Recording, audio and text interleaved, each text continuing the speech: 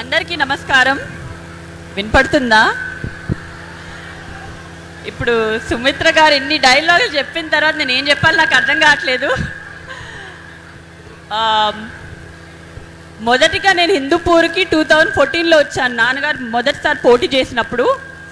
దాని తర్వాత మళ్ళీ 2019లో వద్దాం అనుకున్నాను, కానీ అప్పుడు భరత్ గారు మొదటిసారి పోటీ చేయడం వల్ల అప్పుడు రాలేకపోయాను. మళ్ళీ ఈసారి 2024లో ఈసారి భరత్ గారు పోటీ చేస్తున్నా కూడా 2 రోజులు బ్రేక్ తీసుకున్నా నేను ఇక్కడికి డెఫినెట్గా రావాలని, సభ ఉందని నేను ఈరోజు 2 రోజులు వచ్చి ఇక్కడ ఎలాగన్నా మిమ్మల్ని చూడాలి, మళ్ళీ ఇన్ని సంవత్సరాల తర్వాత ఒకసారి అందరినీ చూడాలని ఇక్కడికి వచ్చాను. అప్పటికి మీకున్న ప్రేమ ఇప్పటికీ మీకున్న ప్రేమ అలాగే ఉంది, ఇన్ఫ్యాక్ట్ దానికన్నా ఎక్కువ ఉంది ఇప్పుడు.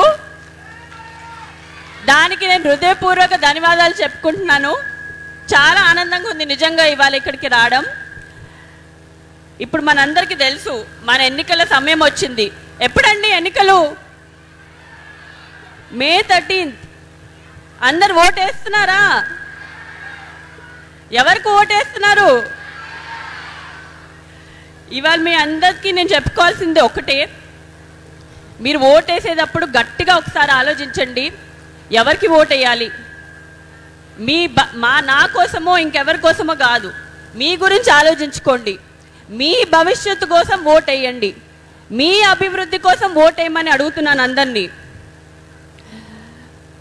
మీకు తెలిసిందే, టీడీపీ ఎప్పుడూ సంక్షేమ పథకం గురించి ఇంకా అభివృద్ధి గురించి ఆలోచించే పార్టీ.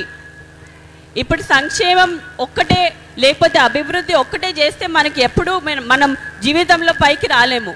ఉట్టి సంక్షేమ పథకాలు ఉంటే మనం ఇవాళ బాగానే ఉంటాము, కానీ మన రేపు బాగుండాలంటే, ఒక కారు కొనాలంటే, ఒక ఇల్లు కట్టాలంటే అది సరిపోతుందా మీకు?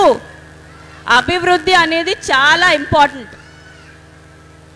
మన సంక్షేమ పథకాలు ఇంకా అభివృద్ధి రెండు తేగలే మనిషి ఒక్కలే ఉన్నారు, అది మన నారా చంద్రబాబు నాయుడు గారు. ఆయనకి ఓటేసి మనం గెలిపించడం, సీఎం చేయడం మన బాధ్యత. అదే కాదు, హిందూపురానికి ఎమ్మెల్యేగా ఇప్పుడు కరెంట్ ఎమ్మెల్యే ఇంకా మళ్ళీ ఎమ్మెల్యే అభ్యర్థిగా పోటీ చేస్తున్న నందమూరి బాలకృష్ణ గారు నాన్నగారు, మీరు 2 సార్లు గెలిపించారు ఆల్రెడీ. ఆయన చేసిన ఇక్కడ చాలా కార్యక్రమాలు. మొదటిగా మనం మాట్లాడాలంటే నీటి సమస్య మీ అందరికీ తెలిసిందే. నీటి సమస్య మొదటి ప్రయారిటీగా తీసుకున్నారు. అదే కాకుండా అన్న క్యాంటీన్ పెట్టారు. ఇక్కడ రోడ్లు కానివ్వండి, చాలా కార్యక్రమాలు చేశారు మీకోసం, ఇంకా చేస్తూనే ఉంటారు. మనం సీఎంగా చంద్రబాబు నాయుడు గారిని, ఇక్కడ ఎమ్మెల్యేగా మన నందమూరి బాలకృష్ణ గారిని గెలిపించడం మన బాధ్యత.